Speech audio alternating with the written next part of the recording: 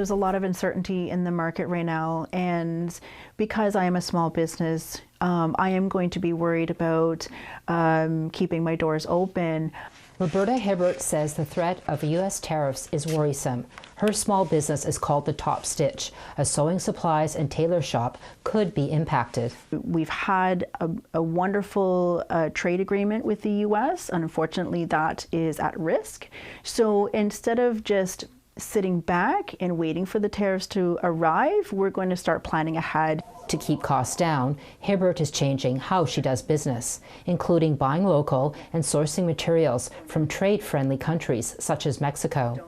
So if we can go directly to the source and work with Mexico to bring this fabric back to Canada and to be able to have it available at our store, to me that feels good. It shows that we're not only supporting Mexico market, but we're also including this into a Canadian market directly. Hibbert says her customers are also worried costs may rise, including Susan Beckerson.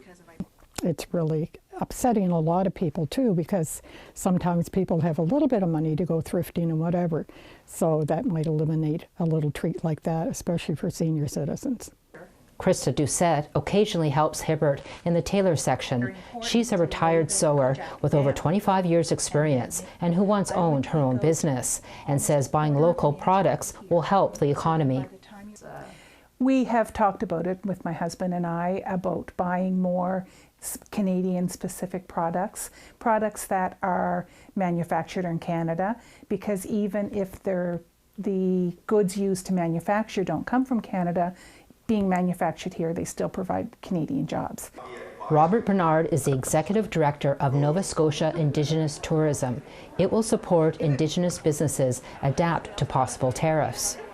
In terms of developing and offering training to them for business training development, there's a huge need for infrastructure, everything from market readiness to getting them out into participating into mainstream events and marketplaces. Hibbert has owned her own shop for 3 years. She makes ribbon skirts and sells ribbon skirt kits on the Powwow Trail. Hibbert encourages First Nation communities to support Indigenous businesses. And the most important thing right now is that our communities need to seek out these businesses that are off-reserve, that are Indigenous owned and run. That is the most important thing, is the partnerships, because that's going to keep the economy strong within our circles. As the uncertainty of the economy looms, Hibbert is hoping that by avoiding U.S. products, it will lessen the impact of rising costs. Angel Moore, APTN National News, Jabuktuk, also known as Halifax.